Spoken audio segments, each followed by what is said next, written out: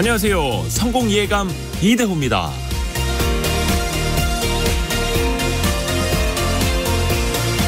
여러 가지 일을 동시에 하려는 사람이 많습니다. 컴퓨터 화면에 띄워놓은 윈도우 창을 봐도 그렇고요. 스마트폰에서도 멀티태스킹이 얼마든지 가능하죠.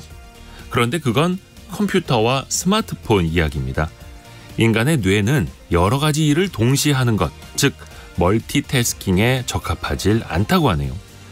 프랑스 국립보건의학연구소 연구에 따르면 작업 종류를 2개로 늘리면 실수가 잦아지고 3개로 늘리면 기억력과 집중력이 떨어진다고 합니다. 영국 런던대의 연구에 따르면요, 이 멀티태스킹은 IQ도 낮춘다고 하네요. 멀티태스킹을 한 성인 남성들의 IQ 점수가 15점 떨어지면서 8살 어린이 평균 범위로 낮아졌다라는 겁니다. 인간의 뇌는 오로지 한 가지 일에만 집중하도록 설계되어 있다는 건데요.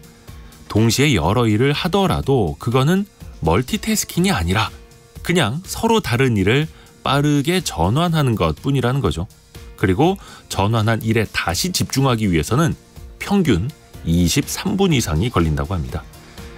더 효율적으로 일하고 집중하기 위해서는 이메일을 체크하는 시간, 스마트폰 알림을 확인하는 시간 등을 따로 정해놓는 게 좋다는 겁니다.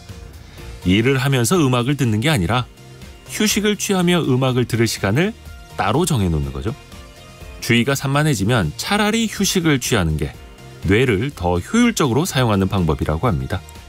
우리 뇌의 성능을 높이는 방법은 그리 어렵지 않습니다. 성공예감 이대호입니다. 시작합니다.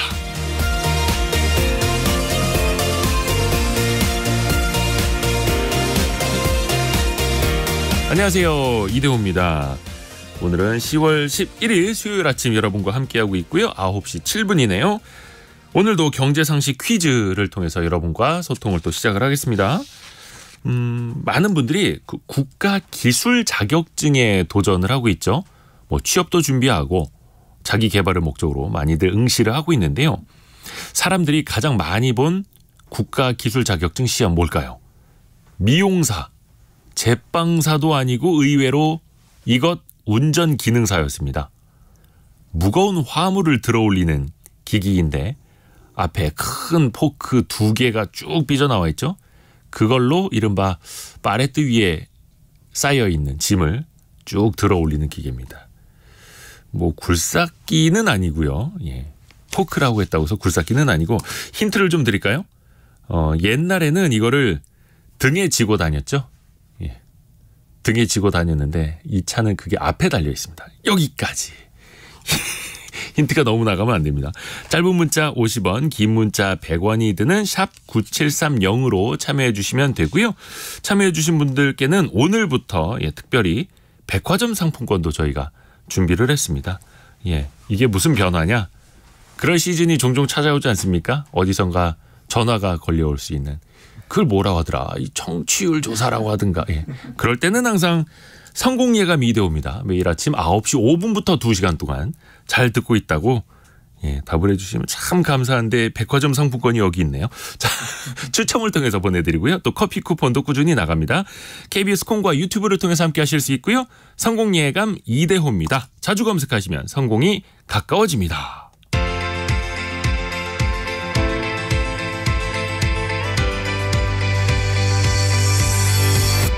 KBS 1라디오 성공예감 이대호입니다. 4816님, 4816님이 정답을 가장 먼저 보내주셨습니다. 고맙습니다. 오늘의 경제뉴스 동아일보의 백상경 기자, 한국경제신문의 강영현 기자 함께합니다. 안녕하세요. 안녕하세요. 백상경 기자는 어떤 소식 준비했나요? 네, 국제통화기금 IMF가 세계 경제 전망을 발표했습니다. 우리나라 비롯한 세계 경제 성장률 변화를 살펴볼 거고요. 다음으로 지난달 제조업 부문의 내국인 고용보험 가입자 수가 31개월 만에 감소했다는 소식 전해드리겠습니다. 제조업 국내 취업자가 줄었다는 의미입니다. 네. 그리고 강영현 기자는요. 네, 삼성전자가 운영하고 했던 그 중고폰 보상 프로그램이 있는데 네. 이게 국내보다 해외 중고폰 보상 가격이 높다고 합니다. 어떤 상황인지 좀 알아보고요. 다음으로 윤석열 정부가 청년층의 자산 형성을 돕겠다면서 내놓은 청년 도약 계좌라는 게 있었는데 네. 이것이 신청자가 급감하고 있다고 합니다. 자, 먼저 백상경 기자 아이템 한번 들어볼게요. 세계 경제 전망이 거의 뭐 주기적으로 이제 수정이 되는데 네. 이게 참 올라가는 방향으로 가야 되는데 낮아지는 방향으로 가면 참 힘들어집니다. IMF의 전망이 또 나왔습니까? 네, 지금 IMF 쪽에서 이렇게 표현을 했습니다. 세계 경제가 절뚝거리고 있다. 그러니까 뭐 쭉 질주하는 형태의 성장세가 아니라 절뚝절뚝하면서 간신히 나아가고 있다. IMF의 수석 이코노미스트가 이렇게 분석을 했는데요. 네. IMF는 이제 세계 경제가 이제 뭐 급격하게 경기 하강을 할 어떤 경착륙의 가능성 자체는 줄어들었다. 이렇게 진단을 했습니다. 앞서서 지금 보면 미국 실리콘밸리 은행 파산, 뭐 이런 은행발 위기가 좀 불거졌던 이제 지난 4월 보고서에서는 이게 경착륙 가능성을 경고를 했었거든요. 이것하고 비교하면 다소 전망이 좀 낙관적으로 돌아섰다라고 봐야 될 것 같습니다. 하지만 좀 속 사정을 들여다보면은 여전히 녹록치는 않은 상황입니다. 네. IMF가 세계 경제 성장률 이제 지난해 3.5%에서 올해는 3.0%, 내년에는 2.9%로 계속 하강할 것이다, 가라앉을 것이다 이렇게 봤거든요. 네. 그러니까 지난 여기 어떤 수치냐면 지난 한 2000년부터 2019년까지 20년치 성장률 평균을 뽑아보면 이게 3.8% 정도가 됩니다. 그러면 3.8%씩은 한 20년 동안 계속 매년 성장을 했다는 얘기인데 이게 지금 성장률이 3% 미만까지 떨어진 거니까 네. 뭐 좀 상태가 좀 좋지 않다. 그리고 역사적으로도 평균치를 좀 밑도는 낮은 수치다. 이렇게 분석을 할 수 있습니다. 그래서 이제 뭐 전반적으로 세계 경제의 저성장의 골은 좀 계속 깊어질 가능성이 큽니다. 그래서 이번 보고서에서 좀 IMF가 또 이례적으로 2008년 이후 최근까지 세계 경제의 중기, 그러니까 향후 5년 성장률 전망값 변화에 대한 분석도 좀 담았는데요. 네. 이 전망치가 이제 2008년 이제 뭐 4.9%에서 올해 보면 3.0%로 한 15년 사이에 1.9% 포인트가 급락을 했어요. 그러니까 2008년 세계 금융위기 이후에 각국을 좀 덮쳤던 저성장 기조가 생산성 악화, 뭐 인구 고령화 이런 문제들로 더해지면서 좀 갈수록 심해지고 있다. 이런 의미라고 보시면 됩니다. 네. 전 세계적으로 저성장으로 네, 가고 있다. 네. 그 중에서 우리나라에 대한 전망은 어떻습니까? 네, 한국 지금 올해 하반기에 조금 경기 회복세가 좀 이어지고는 있는 상황인데요. 이제 중국 경기 침체 뭐 이런 영향들이 계속 있어서 사실은 네. 회복세가 좀 더딜 것이라는 판단이 좀 우세한 상태입니다. 그리고 지금 좀 비극적인 일이지만 갑자기 좀 세계 경제에 좀 큰 부담을 주는 요인이 등장을 했죠. 이스라엘 하마스 무력 분쟁이라는 좀 지정학적인 위기가 터지면서 네. 한국 경제에도 좀 짙은 먹구름이 들이우고 있다. 이렇게 전문가들은 좀 분석을 하고 있고요. IMF 전망을 좀 보면 그 결과로 해서 이제 올해 성장률 전망이 1.4%로 올해는 뭐 일단은 동일하게 유지가 되고 내년 성장률이 0.2% 포인트 낮아진 2.2%로 하향 조정이 됐습니다. 그래서 최근에 보면 이제 부동산발 위기 뭐 이런 것 때문에 중국 경기 침체가 좀 올해 좀 이어질 것이다. 회복이 좀 잘 안 될 것이다.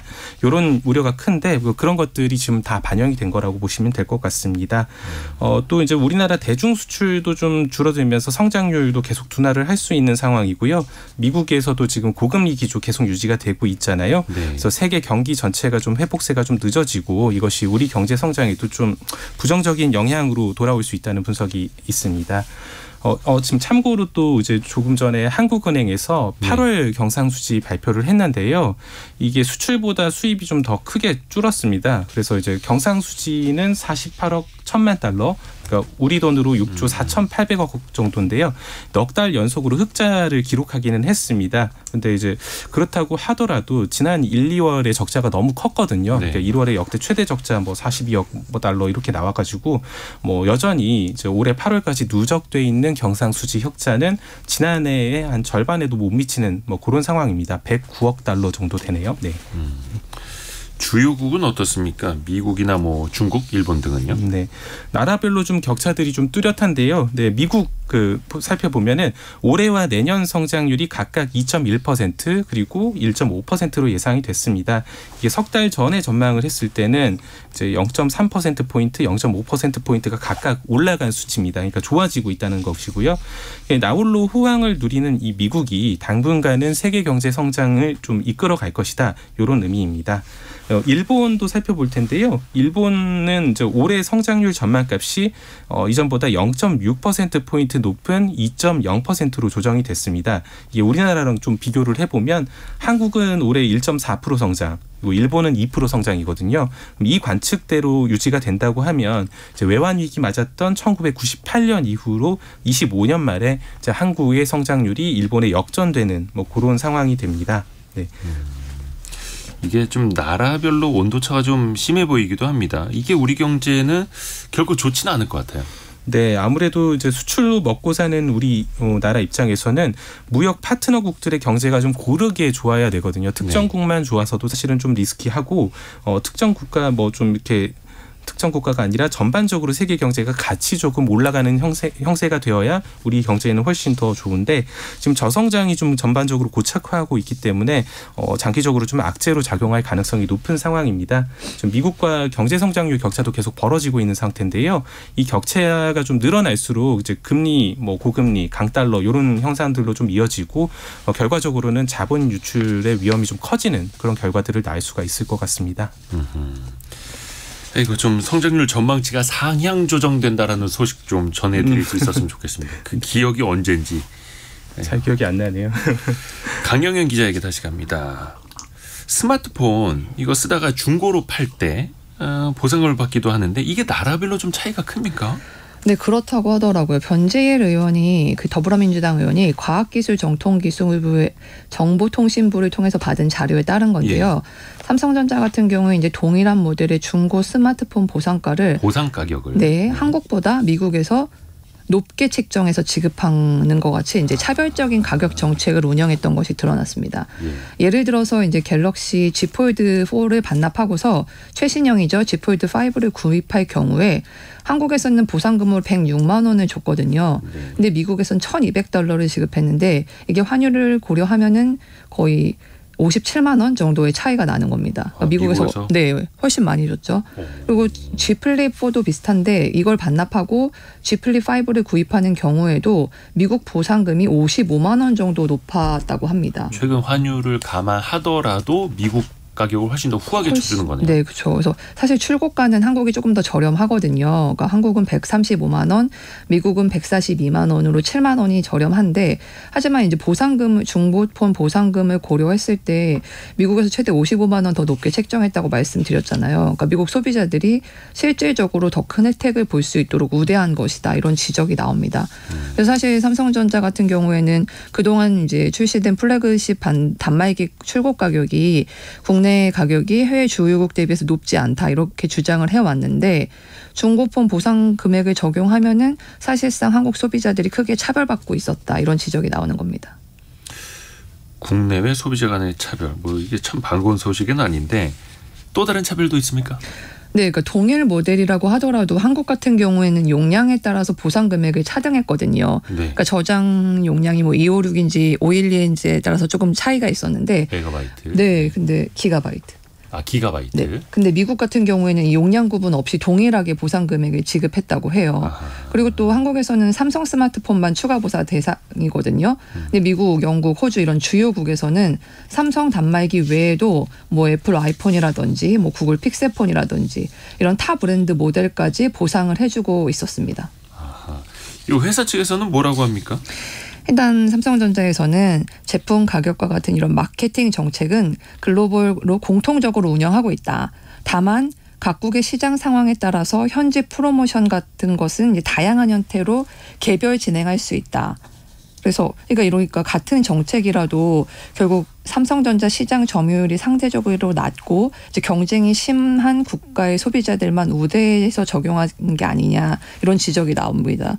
왜냐하면 한국 같은 경우에는 이제 LG전자가 스마트폰 사업을 철수했잖아요. 그래서 삼성이 국내 스마트폰 시장 점유율이 85%까지 치솟았는데 그러니까 거의 독보적인 위치를 차지하고 있죠. 그러니까 한국에서는 사실 프로모션을 할 유인이 없다는 것으로 해석될 수 있는 답변입니다. 그러네요. 그래서 이렇게 경쟁을 기대하기 어려운 상황이기 때문에 국내 소비자에 대한 역차별이 지속되지 않도록 과기정통부 그리고 방통위가 대책을 마련해야 한다 이런 지적이 나오고 있습니다. 하기사 LG도 철수를 했고 좀 국내 브랜드 스마트폰은 거의 갤럭시 시리즈 그렇죠. 밖에 없는. 물론 이제 중소기업 폰도 있기는 있습니다만 존재감이 미미하고요. 정부도 이게 중고폰이나 중저가 스마트폰을 이제 활성화하겠다라고는 하는데 이게 그만큼 단말기 가격이 부담스럽다라는 얘기가 되지 않습니까?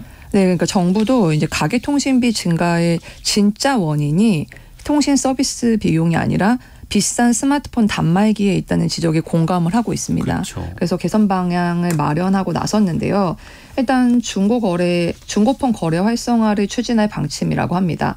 중고폰 거래를 주저하는 요인 중에 하나로 꼽히는 게 사실 이걸 중고폰으로 팔았을 때 내 개인정보가 유출되지 않을까 이런 우려도 있고 또 이걸 불법적으로 취득한 폰을 판매하는 거 아닐까 이런 것에 대한 우려가 있는데 이것을 고려해서 중고폰 판매 사업자를 대상으로 해서 일종의 인증제를 도입해서 양성화한다는 구상이고요. 또 예전에 비해서 중저가 단말기 출시가 좀 덜 되는 경향이 있거든요. 다들 플래그십 고가 모델을 많이 내고 있는데 그리고 또 고가 모델 그리고 고가 요금제가 결합돼서 이용되는 패턴이 강화되고 있습니다. 그래서 정부가 제조사랑 의논을 해서 중저가 단말기 그리고 중저가 요금제가 결합된 패턴을 만들려고 생각하고 있다고 합니다. 그렇죠. 뭐 고성능 폰 뭐 많이 나오는 것 자체는 좋습니다만 중저가 폰이 좀 줄어서 선택의 폭이 네, 좁아지는 맞습니다. 그런 일은 좀 없어야겠죠. 자, 백상경 기자. 우리나라 제조업 취업자 상황 한번 알아볼까요? 네, 지난달 제조업 부문 이제 고용보험 가입자가 36만 명 정도가 늘어났는데요. 이 중에 3분의 1 이상이 외국인이었습니다. 반면에 내국인 고용보험 가입자는 31개월 만에 감소로 전환을 했고요. 고용노동부가 어제 이 노동시장 동향 자료를 발표를 했는데요. 지난달 기준으로 고용보험 상시 가입자는 1,525만 5천 명이었습니다. 지난해 같은 달 대비해서 약 36만, 그러니까 2.4% 정도 증가한 거고요. 지난달 전체 고용보험 가입자 중에서 고용 허가제 외국인의 증가분은 13만 7천 명이 달했습니다. 이에 반해서 이제 내국인 가입자는 22만 1,000명이 늘었는데요. 우리나라 이제 가입자 숫자의 증가폭이 좀 계속해서 줄고 있는 상황입니다. 내국인 가입자 수가 줄어든다. 이거는 어떤 의미로 봐야 될까요? 당연히 좋은 건 아닐 텐데요. 제조업에 이제 종사하는 이제 우리나라 사람 숫자가 좀 줄어들고 있고 외국 인력이 그 자리를 좀 대체하고 있다라는 건데요. 뭐 이런 상황들을 좀 살펴보면은 이제 올해 이제 외국 인력 규모 확대 뭐 이런 것들을 추진을 좀 하면서 신규 채용 증가들가 뭐 이런 신규 채용을 하는 경우들이 좀 늘었다고 합니다. 오히려 외국인을. 네, 그래서 특히 좀 이제 고용 허가제 외국인의 90%가 지금 제조업에 집중이 돼 있기 때문에 네. 제조업 쪽에 이제 취업자가 확 늘어났다는 분석이고요. 지난달에 이제 살펴보면 제조업 전체 고용보험자 가입자 수가 전년 동월 대비해서 11만 9천 명이 늘었거든요. 근데 이제 외국인을 빼고 제조업 고용보험 가입자를 살펴보면 오히려 이제 전년 동월 대비해서 1,000명이 줄어들었습니다. 그러니까 제조업의 내국인 고용보험 가입자가 감소한 거는 2021년 2월 이때 2,000명 정도가 줄었었는데요. 이것 이후로 한 31개월 만에 나타난 현상입니다. 그래서 이제 제조업의 내국인 일자리들을 좀 외국인들이 대체하고 있다. 이런 지적들이 계속해서 나오고 있습니다. 이거에 대해서 이제 고용부가 조금 부연 설명을 하고 있는데요. 네. 외국인의 유입이 좀 내국인 일자리를 대체하는 성격으로 단정하기는 어렵다. 그러니까 우리 일자리가 뺏기는 뭐 그런 것들은 아니다. 그러니까 뭐 현재 제조업 쪽에서 외국 인력을 좀 많이 활용하고 있기 때문에 좀 이런 구인난을 해소하는 뭐 차원이었고 뭐 하반기에 수출 회복이나 뭐 이런 것들이 조금 이루어지게 되면은 내국인들이 뭐 가입자 수가 줄어드는 것도 뭐 그렇게 심각하게 뭐 나타나지는 않을 것이다. 이렇게 좀 설명을 했습니다. 그래도 이거 막상 일자리를 구하시는 분들 입장에서는 그렇죠. 또 네. 그렇게 생각이 안 될 것 같은데 유독 제조업 분야에서는 외국 인력 쏠림 현상이 더 심하다고요. 네, 아무래도 이제 제조업 쪽이 외국 인력들이 조금 많이 좀 쉽게 유입이 되는 어떤 업종이거든요. 네. 그래서 제조업 같은 경우는 이제 고용 허가제 인력의 89.5%가 집중돼 있는 업종입니다. 그러니까 외국인 당연 가입 영향을 가장 많이 받을 수밖에 없는 부문이고요. 네. 지난달 말 기준으로 제조업 쪽의 가입자 수가 382만 5천 명 정도가 됐는데요. 1년 전 같은 시기하고 좀 비교하면 11만 9천 명 늘어났지만 이제 고용 허가제 인력을 제외하면 한 100명 정도 줄었고요. 하반기 수출 회복이나 GDP 상승 이런 것들이 좀 기대가 되는 상황인데 이게 좀 이루어진다고 하면 예상보다는 좀 이탈률이 줄어들 수 있다는 그런 분석들이 있습니다. 네. 자, 다시 강영현 기자에게 갑니다. 청년 도약 계좌에 대해서 좀 알아볼 텐데 이게 청년들 좀 뭐라 해야 될까요? 좀 종잣돈 네, 이런 거 좀 맞습니다. 마련을 위해서 정부가 은행을 통해서 우대금리도 주고 세제 혜택도 주겠다, 지원금도 주겠다 이렇게 해서 내놨던 거잖아요. 네. 근데 청년 도약 계좌 신청자가 최근에 많이 줄고 있어요. 네, 김성주 더불어민주당 의원이 금융위에서 받은 자료인데요. 네. 처음에 출시됐던 지난 6월에 신청자 수가 76만 명을 기록했다가 매월 감소하고 있는 추세를 보이고 있습니다. 7월에는 44만 명, 그리고 8월에는 16만 명으로 떨어져서 불과 출시 2달 만에 신청자 수가 5분의 1 수준으로 줄어들었습니다. 일각에서는 중도 해지자가 급증한 청년희망 적금 수순을 밟는 것 아니냐 이런 지적이 나오고 있는데요. 그러니까 지난 정부에서 나왔던 거죠. 지난해 2월 출시됐던 당시에 청년희망 적금의 가입자 수가 290만 명에 가까웠거든요. 근데 네. 올해 상반기까지 이 중에서 70만 명에 달하는 가입자가 중도 해지를 했습니다.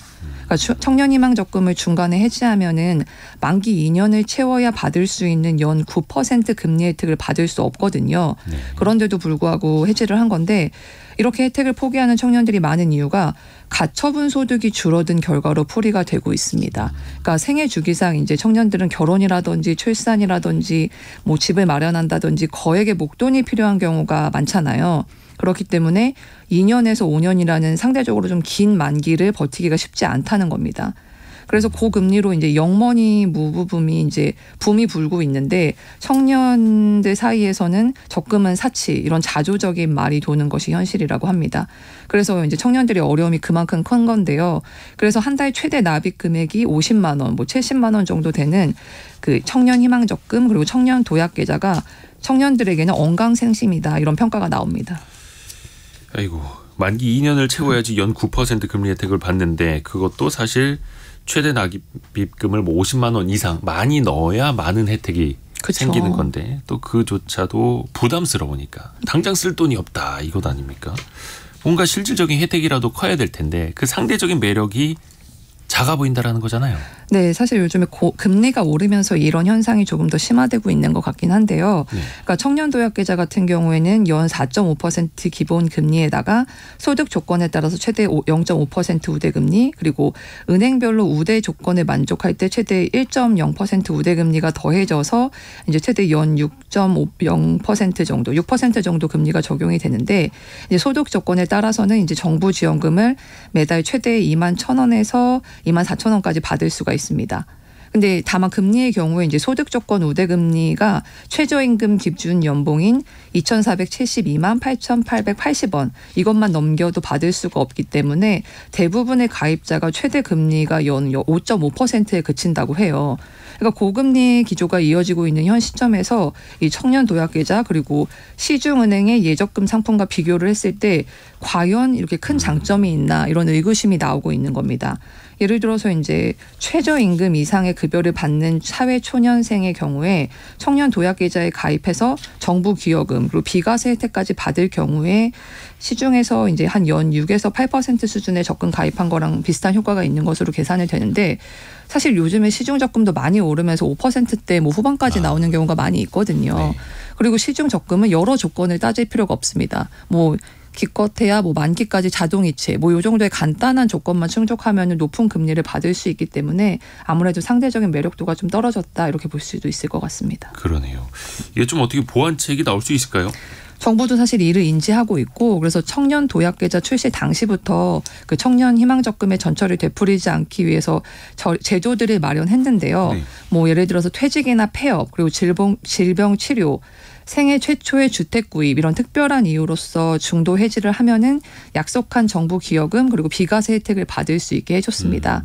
그리고 또 예적금을 담보로 대출도 제공하고 그래서 접근 기회전을 유지할 수 있는 방안을 마련했는데 그럼에도 불구하고 청년들의 어려움과 제도의 한계를 극복하기엔 부족했다 이런 평가가 나옵니다. 어떻게 보면 또 고금리 시대가 되면서 고물가 고금리 시대가 되면서 청년들도 어쩔 수 없이 청년 도약 계좌에서 도약을 하지 못하는 현실일 수도 있겠네요. 한국경제신문 강영현 기자 그리고 동아일보의 백상경 기자 함께했습니다. 고맙습니다. 감사합니다. 감사합니다.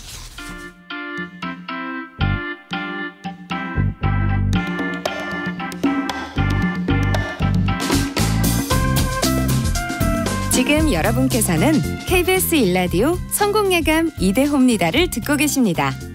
참여해주신 여러분께는 추첨을 통해 건강을 품다 헬시허그에서 고함량 글루타치온 퍼펙트 75를 아름다운 식탁 창조 주비푸드에서 자연에서 갈아 만든 생와사비를 쉽고 빠른 판촉물 제작 시너지 기프트에서 고속충전 케이블을 그리고 성공예감에서 준비한 커피 쿠폰을 보내드립니다. 당첨자는 성공예감 이대호입니다 홈페이지에서 확인하세요. 경제상식 퀴즈 한 번 더 내드리겠습니다. 오늘 정답이 엄청 많이 들어오고 있네요. 지난해 취업하기 위해서 이 자격증을 따는 분들이 가장 많았다라는 겁니다. 뭐 미용사라든지 뭐 제빵사보다 더 많았다라는 건데요. 해외에서는 한국산 이 장비의 인기가 굉장히 크다고 합니다. 미국 시장을 중심으로 건설 수요가 늘면서 올해 상반기 이것의 수출액이 약 9,600억 원, 역대 최대 실적이라고 하네요. 건설 현장이라든지 항만, 물류, 물류 창고 이런 데서도 많이 쓰이죠. 커다란 화물을 그 차체 앞에 있는 두 개의 큰 포크 위에 올려놓고 화물을 나르는 역할을 하죠. 장거리보다는 단거리를 이동시켜주는 그 차량이라고 해야겠죠. 장훈님께서 이런 메시지를 주셨습니다. 정답 맞춰주셨고 오늘도 인간 지게꾼으로 하루를 시작합니다. 가장의 무게가 10톤이라고. 제 얘기 같습니다. 많은 분들이 또 그렇게 생각을 하실 것 같고요. 또 저희 성공예감 이대호입니다. 그 인터넷 홈페이지 게시판도 있거든요. KBS 내. 이쪽으로 항상 글을 또 올려주시는 남윤초 님도 이 차 운전면허입니다 라고 또 이렇게 맞춰주셨습니다. 고맙습니다. 따로 힌트는 필요 없을 것 같은데 굳이 힌트를 드리자면은 김치찌개나 이 찌개를 먹은 다음에 입가심할 때 차를 한 잔 마시면 좋습니다. 찌개 후에 차. 여기까지. 별 도움 안 되시나? 짧은 문자 50원, 긴 문자 100원이 드는 샵 9730이나 KBS 콩으로 계속 보내주세요. 오늘의 움직임에 주목하고 세상의 흐름을 놓치지 않습니다. 여러분의 내일을 응원하며 성공의 열쇠를 함께 찾아갑니다. 성공예감 이대호입니다. 누구나 한 번쯤 이 꿈을 꿔보지 않습니까? 복권, 로또 1등에 당첨되는. 저도 한 2주 전에 하나 샀다가 역시 안 되는구나 했는데요. 왜 로또 복권에 이 당첨이 안 되는지 아세요? 확률이 814만 분의 1이기 때문입니다. 그런데 많은 사람들이 참 삶이 팍팍하고 물가 비싸고 어디 써야 될 돈 많아도 복권을 구매하는 비용은 줄이질 않는다고 합니다. 오늘은 라떼 경제사 시간에 이 복권과 관련된 이야기를 재미나게 한번 들어보죠. 경제 전문 뉴미디어 어피티의 김정인 이사와 함께합니다. 안녕하세요. 안녕하세요. 우리나라에 처음 복권이 들어온 게 언제일까요? 이게 좀 오래됐나요? 네네. 사실 이제 정부 수립 이후에 처음이라고 하면은 1947년에 발행이 된 올림픽 후원권을 들 수 있습니다. 1947년이요? 네. 런던 올림픽에 참여하는 우리나라 선수들을 후원하려고 발행을 한 건데요. 이때는 뭐 복표, 복금 이런 말을 더 많이 썼습니다. 복표. 네. 근데 이게 흥행이 잘 안 됐어요. 그때는 이제 법이 총괄하는 법이 막 제대로 갖춰진 것은 별로 없어가지고 네. 지방자치단체나 학교에서까지도 복권을 막 발행을 했었는데요. 그러고 나서 이제 1951년에 한국전쟁 중에 애국 복권이 발행된 것이 이제 총괄적으로 이제 법률을 제정하고 이제 복권이 뭐다, 우리나라에서 네. 어떻게 하겠다, 이런 식으로는 좀 처음입니다. 47년에 올림픽 나가는 선수들 때문에 이걸 후원하기 위해서 후원권으로 복표가 나왔고 네. 1951년에 애국 복권. 근데 이때면은 전쟁통 아니었습니까? 맞습니다. 이제 사실은 뭐 전쟁통에 무슨 정부가 갑자기 복권을 발행해 이러실 그러게요. 수도 있는데 전쟁통이기 때문에 사실은 발행이 된 겁니다. 한국 전쟁에 대응하고 또 이제 그때 물가가 굉장히 올랐었어요. 그래서 하이퍼 인플레이션이 왔었는데 그것 대응하려고 이제 발행을 했습니다. 이제 합법적이기는 하지만 사실 복권이 사행 산업의 일종이잖아요.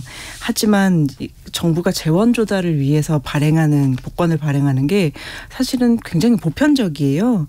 뭐 16세기 유럽이라든지 18세기 미국 같은 경우를 보면은 대형 박물관 있잖아요. 네. 대형 박물관도 복권 기금의 힘을 입었을 정도로 좀 보편적이어서 우리 정부도 이게 전쟁 자금을 좀 마련을 해야 되겠다. 물가에 좀 대응을 해야 되겠다 하면서 급하게 꺼내들 수 있었던 정책입니다. 1951년 5월을 보면요. 제73차 국회 본회의 회의록에 부동 구매력을 흡수하기 위해서 애국 복권을 발행할 수 있다. 이렇게 설명을 하고 있습니다. 부동 구매력을 흡수하기 위하여, 어떻게 보면 저 물가를 잡기 위해서. 네네. 그러면 실제로 50년대 초반에 복권을 발행을 해서 물가가 잡혔을까요? 물가가 잡혔다라고 이야기를 하기는 좀 힘든데 그래도 재원 조달은 좀 됐죠. 어쨌든 정부가 복권을 발행했는데 이제 흥행에 성공을 하면 예. 사람들의 돈이 그만큼 정부에 많이 들어오잖아요. 그러면 시중에 풀린 유동성은 줄어들고 정부는 좀 재원이 생기는 건데 40억 정도 발행을 했어요. 당시에. 50년대 초반에. 네, 당시 뭐 40억이면 큰 돈이었겠네요. 큰 돈입니다. 그래서 국제시장에서 발매 열심히 이제 한 거를 보면은 순경이 교통정리까지 동원이 돼가지고 새치기 하지 마세요. 이렇게 소리를 좀 쳐야 될 정도로 흥행이 굉장히 됐고요. 복권 사러 사람들이 많이 몰려서. 네. 당첨 금액이 한 100만 환 정도 됐었는데. 100만 환? 예, 환 이게 좀 오랜만에 들어봅니다. 예, 오랜만이죠. 어느 정도냐면 1953년도에 화폐 계약을 하는데요. 그때 원으로 환산한 그 단위를 보면은 1억 원 정도 됩니다. 이제 전쟁 때고 뭐 경제 성장이 빠르게 되니까 어느 정도인지 딱 잘라 말하기는 어렵지만 10년 후 가격으로 해가지고 아파트 2채 정도 살 수 있는 금액이 됩니다. 서울에요. 1등 금액이 그렇게 컸으니 네. 이 전쟁통에도 사람들이 몰려가서 네네. 복권을 사려고 했던 거네요. 네네. 그리고 우리의 머릿속에 기억에 가장 크게 어떻게 보면 자리 잡고 있는 복권은 네. 로또 훨씬 이전에 주택복권 아닙니까? 맞습니다. 이거 일요일 아침마다 그 화살 쏘는 누나들도 제가 많이 봤거든요. 네. TV로. 네. 당시 거의 전 국민이 아침마다 TV 보지 않았을까요? 이거 준비하시고 쏘세요. 네네. 그거 아닙니까? 맞습니다. 그게 풍차식 추첨기라고 부르더라고요. 풍차식. 네. 1969년도에 처음으로 선을 보인 주택복권이라는 건데요. 이게 정기적으로 이제 복권 하는 거는 그게 처음이었어요. 네. 예전에 제가 말씀드린 뭐 애국복권이라든지 이런 거를 보면은 일시적으로 목적이 있어가지고 이렇게 딱 그때 발행을 했던 건데 이 주택복권 69년에 선보인 거는 정기적으로 이제 하면서 처음으로 선을 보였는데 이게 1969년 8월에 경향신문 기사를 보면은 주택은행이 군경 유가족, 뭐 파월장병, 독립유공자들 주택 건립자금을 마련하기 위해서 이제 9월 15일부터 29일까지 보름간 5천만 원어치 주택복권을 발행하기로 결정했다. 69년에. 이런 내용이 나옵니다. 네, 그래서 상금이 요 중에 한 절반 정도 복금으로 지급이 되고요. 이제 500만 원이 발행 경비로 쓰이고요. 2천만 원 정도가 이제 그 무주택자 아까 말씀드린 군경 유가족이라든지 독립 유공자들에게 연리 4% 뭐 상환 기간 25년 정도 융자 조건으로 입주시킨다고 되어 있습니다. 네, 한 1983년까지 갔고요. 13년 7개월 정도 이제 쭉 발행이 됐고요. 574회로 끝이 났는데 당첨자 중에서 20대하고 30대가 64%를 좀 차지했다고 해요. 그래서 요 다음에는 올림픽 복권이 새로 신설이 됐는데 아하. 네, 이때는 1등 당첨금이 1억 원으로 높여져가지고 처음부터 흥행이 성공했습니다. 1년 만에 10배 금액이 몰렸다고 합니다. 아무래도 당첨금이 높아지면 역시 복권은 흥행하는 것 같습니다. 또 그 시대의 인플레이션도 반영을 해야 되니까요. 네네. 주택복권 이후에 또 많이들 기억에 남으시는 게 즉석복권일 거예요. 저 어릴 적에도 이 즉석복권 막 이렇게 동전으로 네네네. 긁어가지고 당첨금 확인하는 게 되게 신기했거든요. 네. 그 이제 1990년도 들어서면서 네. 즉석식 복권하고 다첨식 복권이 좀 발행이 되는데요. 이게 1990년대하고 2000년대 초반 정도 되면은 그 복권이 약간 좀 난립이 돼요. 그래서 예. 좀 인터넷 들어가시고 그러면은 이제 뭐 무슨 신규 사이트 가입할 때마다 뭐 유사 복권 뜨고 하셨던 거 저도 기억이 좀 나거든요. 네. 그래서 근데 이제 외환 위기를 거치면서 복권을 살 정도도 안 되는 정도로 이제 사람들의 주머니 사정이 어려워져 가지고요. 그리고 이제 하도 난립을 하다 보니까 복권 발행을 허가받았던 기관들도 이제 생산 비용이나 유통 비용이나 이런 것들도 좀 문제가 돼 가지고 예, 당첨금 경쟁을 하면 할수록 당첨금은 많이 줘야 우리 복권은 사는데 이제 그만큼 이제 발행하는 기관이 쓸 돈은 줄어드는 거죠. 그래서 2000년대 초반이 되면은 드디어 이제 2년간 열심히 준비해서 우리가 이렇게 난립해서는 안 되겠다 하면서 연합 복권을 하나 마련을 하게 됩니다. 예. 예, 그게 바로 로또입니다. 아, 이렇게 사실 즉석복권 긁어서 당첨금을 확인하는 그 즉석복권 나오고 나서부터 이게 뭔가 복권의 종류가 되게 많아지고 네네. 복잡해진 것 같은데 그게 나중에 하나로 묶였고 그렇게 해서 연합복권으로 나온 게 로또였던 네네, 거예요. 맞습니다. 근데 사실 로또가 되면서 이게 당첨 금액이 굉장히 커졌잖아요. 네. 이게 2002년에 나왔던 건가요? 네네. 2000년부터 열심히 준비를 해가지고 그때 또 IT도 다행히 그때 발전을 하게 돼가지고 온라인으로도 접근을 할 수 있게 되고 네. 그리고 당첨금이 이전에는 제가 말씀드렸듯이 뭐 500만 원은 500, 뭐 1억이면 1억 이렇게 정해져 있었는데요. 예. 로또 같은 경우에는 최대 당첨금을 정해놓지를 않고 맞아요. 2월을 시키니까 흥행에 굉장히 성공을 하게 되죠. 그렇죠. 막 수십억도 나올 수 있었고. 네네. 지금보다 훨씬 더 큰 금액을 손에 쥘 수가 있었는데 네. 2003년도에는 국내 복권 사상 최고 금액 407억 원 당첨금도 나옵니다.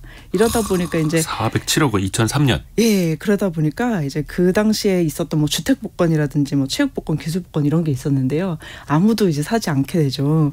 그래서 이제 이게 좀 뒤안길로 물러서고요. 당국도 이제 407억이면 지금도 로또 당첨 금액이 이제 그 정도는 안 되거든요. 그렇죠. 다 10억 원대 초반이죠. 예, 대부분. 평균적으로 10억 원대, 20억 원대 이 정도인데 이렇게 되다 보니까 이제 사람들이 로또만 바라보게 되는 거죠. 그래서 정부에서도 이게 좀 2월 횟수도 제한을 하고요. 이때까지는 로또가 한 게임에 2,000원 정도 있었어요. 맞아요. 이것도 이제 1,000원으로 내리면서 조금 이제 20원대 물러서면서 이제 상당히 줄어들었습니다.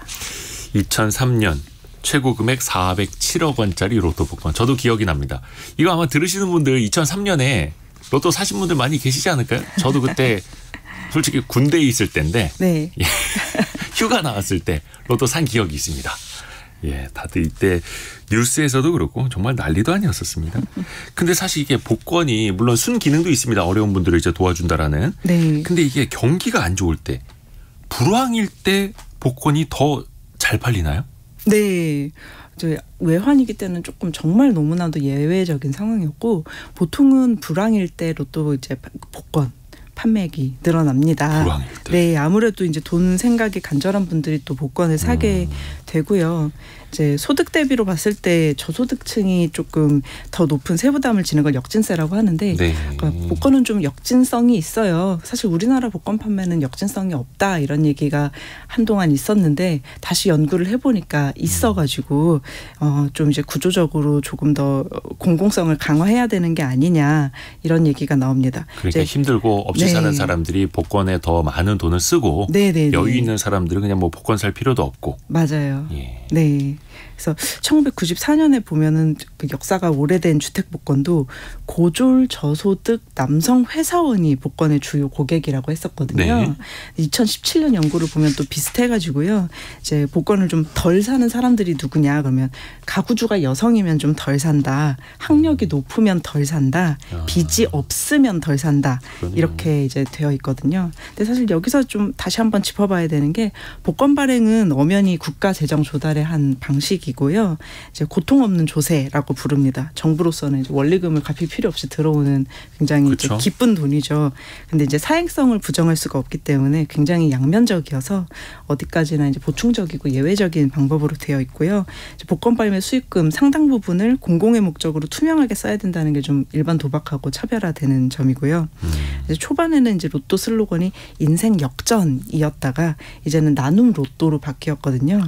이제 그런 의미를 실제로 좀 실현을 해가야 될 것으로 보입니다. 아, 그러네요.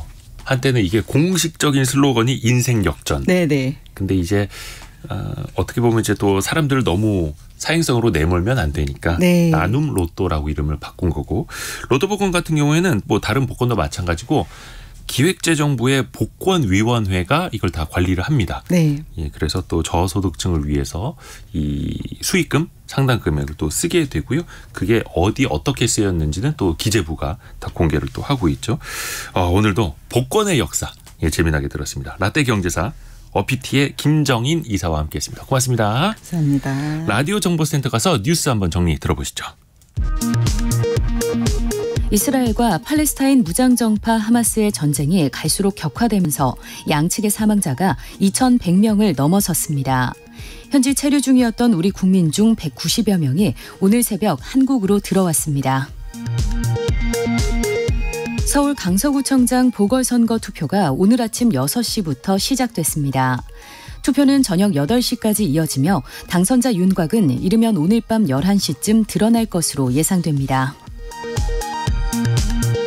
수출보다 수입이 더 크게 줄면서 지난 8월 경상수지는 48억 1천만 달러 흑자로 집계돼 넉 달 연속 흑자를 기록했습니다.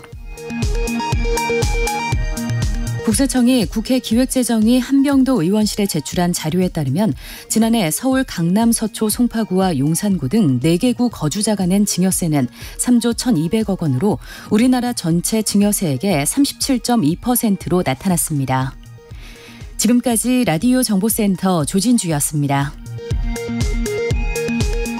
사실 경제를 공부하는 가장 큰 목적은 돈을 벌기 위해서죠. 그러려면 돈의 흐름, 그러려면 사람들의 성향이 어떻게 변하고 있는지를 파악을 해야 됩니다. 대한민국 소비시장의 변화 살펴보는 시간이죠. 트렌드 팔로우. 서울대 소비트렌드 분석센터 한다혜 연구위원과 함께합니다. 안녕하세요. 안녕하세요. 오늘은 제가 많이 공감할 것 같습니다. 네. 제 또래 남편과 아빠들에 대한 이야기라고요? 네, 맞습니다. 최근 가장 많이 달라진 소비자 집단을 하나 꼽으라라고 네. 말씀 주신다면 단연 3040 남편들이거든요. 네. 1980년대부터 90년대생 이 밀레니얼 세대의 젊은 남편들과 아빠들이 최근 새로운 시대의 남성상과 결혼 문화를 만들어 나가면서 이 소비 시장도 많이 변화하고 있습니다. 요즘 매체를 보면요. 네. 남편을 표현하는 수식어가 굉장히 달라졌어요. 한 가정의 가장이라는 이런 무거운 표현보다는 네. 내조왕, 뭐 살림남, 아니면 딸바보, 아들바보 하는 이런 감성적인 표현이 많이 자리를 하거든요. 네. 근데 최근에는 이를 넘어서 가정 내 남편과 아빠들의 역할들이 훨씬 더 다양해지고 그 비중이 커졌다는 점에 좀 주목을 해야 할 것 같습니다. 이걸 주목하는 이유는 크게 두 가지가 있는데 첫 번째는 너무나도 당연하게 맞벌이가 굉장히 증가하고 있기 때문입니다. 네. 최근 통계를 보면 새로 가정을 꾸리는 연령대인 이 30대 가구의 맞벌이 비율이 54%예요. 54%요? 네, 그래서 다른 연령대보다 훨씬 높은 수치이거든요. 두 번째는 또 결혼관이 변화하고 있다는 점인데 결혼이 이제 개인의 주체적인 선택으로 점점 자리 잡으면서 남편이나 아내의 희생을 필요로 하기보다는 좀 함께 지지하고 독려하면서 함께 만들어가는 가족의 모습으로 좀 변화하고 있습니다. 어느 노래 가사처럼 연애는 필수, 결혼은 선택. 네. 그럼 이제 결혼도 선택이 되는 시대면 결혼을 준비하는 과정도 예전하고 좀 많이 달라질 수 있겠습니다. 네, 많이 달라졌죠. 먼저 결혼에 이르기까지 신경 써야 할 것들이 굉장히 많아졌습니다. 그 한 결혼정보회사의 조사에 따르면 남자와 여자 모두 외모를 가장 중시해요. 외모. 네, 그래서 요즘 남성들이 외모 가꾸기에 굉장히 관심이 많은데 그래서 남성 뷰티 산업도 크게 성장하는 추세입니다. 또 결혼 전에 미리 라이프 스타일에 대한 고려가 철저히 필요합니다. 뭐 결혼과 출산이 개인의 선택이 되면서 상대의 결혼 의향은 물론이고 뭐 시기나 자녀 계획도 결혼 전에 미리 다 확인을 하고 네. 그렇게 하고 있고요. 또 요즘은 이제 남자는 집, 여자는 혼수라는 공식이 굉장히 옛말이 되었죠. 그래서 신랑 신부가 반씩 주택 비용을 마련하는 것을 지향하는 반반 결혼이라는 말도 등장하기 시작했습니다. 남자는 집, 여자는 혼수. 진짜 오래된 네, 이야기네요. 요즘은 뭐 그렇게 할 수도 없고요. 네. 워낙 집값도 높아졌고. 그래서 결혼도 어떻게 보면은 함께 무언가를 꾸려나가고 일도 함께하고 네. 결혼을 가지고 일종의 팀플레이다라고 표현하시는 분들도 있더라고요. 네, 맞습니다. 그 대학교에서 팀플을 해보면 네. 모든 것을 혼자 결정할 수가 없어요. 요즘 이제 팀플레이도 줄여서 팀플이라고 그쵸, 부르는 거죠. 그쵸. 네. 아, 역시 MZ세대.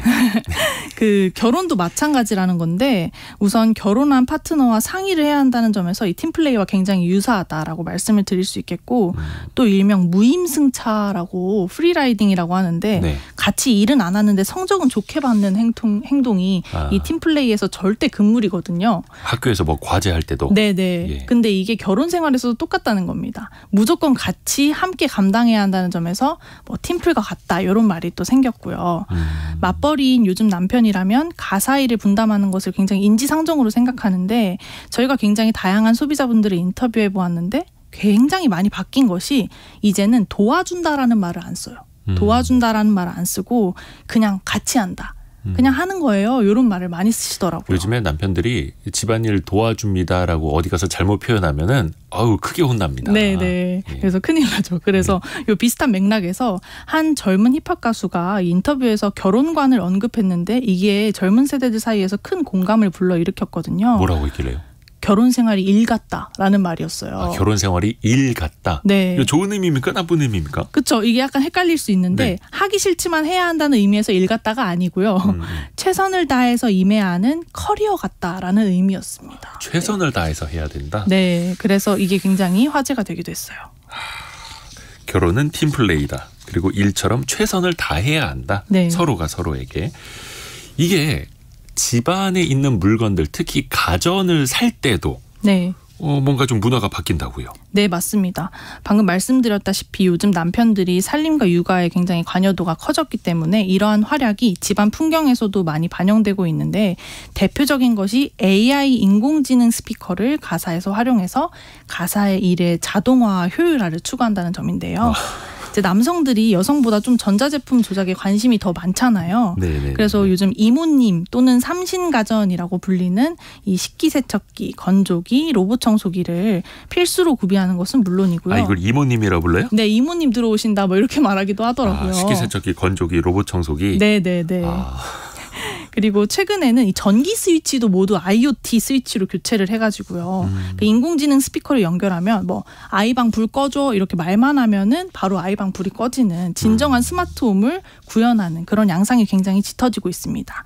또 더 재밌는 점은 과거에 남성 구매자가 가장 많이 사는 가전이 뭐였을까요? 가장 많이 사는 가전. 네. 게임기? TV였어요, 원래는. 아, TV. TV. 네. 네. 그나마 가장 좀 관여를 하는 가전이 TV였는데 게임기는 당연히 그랬겠고 근데 최근에는 청소기 그리고 음식물 처리기가 굉장히 남성 구매자들이 많아졌어요. 음스? 네. 아이고 골치 아픕니다. 그렇죠.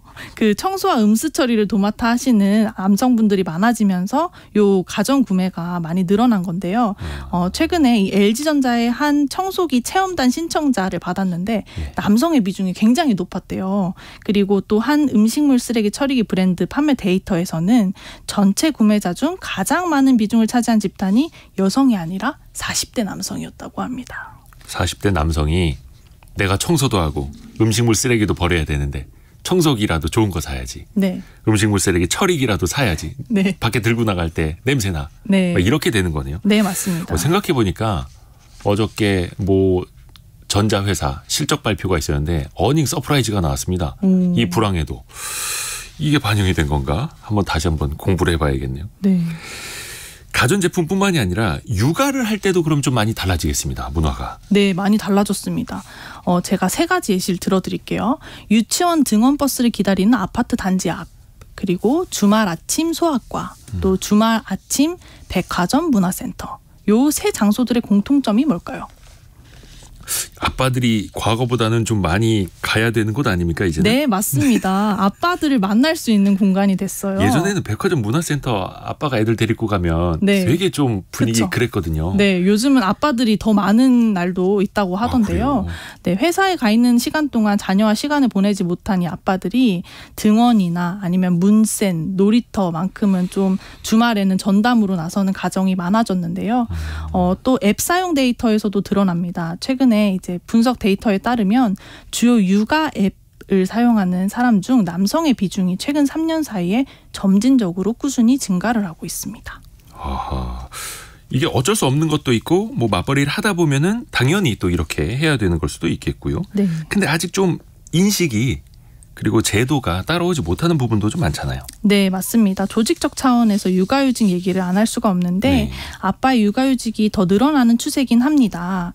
24.1%로 나타나서 굉장히 고무적인 수치인데 다만 이 남성 육아휴직자의 70% 이상이 대기업 종사자라는 아쉬움이 한계가 있습니다. 아무래도 대기업, 네. 큰 회사 다녀야 육아휴직도 좀 자유롭게 쓸 수 있게 되고 네. 다른 나라들은 좀 어떨까요? 네, 일본에서는 2022년부터 이 산후파파 육아휴직 제도라는 남성의 출산휴가 장려책을 시행하고 있고요. 산후파파? 네, 산후파파 육아휴직 제도. 그리고 간편성을 내세운 영유아 식품이 인기를 얻고 있습니다. 예를 들면은 바로 섭취 가능한 액체용 분유나 또 전자레인지로 1, 2분만 가열하면 되는 죽이나 유아용 찐빵 같은 것들이 아빠들이 사용하기도 쉽고 네. 또 섭취도 바로 가능해서 이런 것들이 인기를 끌고 있다고 합니다. 전보영님이 우리 아들 초등학교 3학년인데 가부장적 아버지를 보고 배울까 조기 교육 중입니다. 남의 집 귀한 딸 데려다가 고생시키지 말라고. 예, 전보영님 응원합니다. 앞으로 이게 산업적으로 남편과 아빠들을 위한 시장 이걸 어떻게 또 전망하고 준비하면 좋을까요? 네, 앞으로 아빠나 남편들을 위한 상품 서비스가 시장에 굉장히 다양하게 나타날 전망으로 보여지는데 네. 실제로 미국에서는 이 아빠들이 들고 다녀도 민망하지 않을 만한 기저귀 가방 이런 것들을 만들어야겠다는 문제의식에서 시작돼서 한 브랜드가 이 남성용 기저귀 가방을 냈는데 그게 큰 인기였대요. 남자들이 들기에는 조금 네. 그런 기저귀 가방들이 많았는데 그래도 민망하지 않을 만한 기저귀 가방을 만든 거죠. 네, 우리나라도 점차 이런 상품이나 서비스가 좀 더 다양하게 출시될 것으로 보여지고요. 네. 또 사회적 차원에서는 모든 가족의 모습이 좀 달라지고 있어요. 이 가정 형태가 다양해지면서 또 일반화의 오류에 빠지지 말아야겠다. 이런 말씀을 드릴 수 있겠습니다. 무자녀 부부, 비혼 조손 가정 등 여러 가지 삶의 형태가 사회적 논의에서 소외되지 않아야 될 것으로 보여집니다. 그렇죠. 다양성이 존중되는 사회. 네. 또 오늘은 이제 그 중에서도 3040 아빠들의 소비 시장도 이야기를 해본 거고요. 네. 서울대 소비트렌드 분석센터 한다혜 연구위원이었습니다. 고맙습니다. 감사합니다. 자, 2부에서는요. 저희가 브랜드에 대해서 이야기를 해볼 텐데요. 대기업뿐만이 아니라 큰 전자제품뿐만이 아니라 중소기업들 또 자영업자들까지도 또 개인까지도 브랜드가 필요한 시대가 되고 있는데요. 이걸 어떻게 준비하면 될지 2부에서 함께 들어봐 주시죠. 잠시 뉴스 듣고 저희 10시 5분에 금방 다시 돌아옵니다.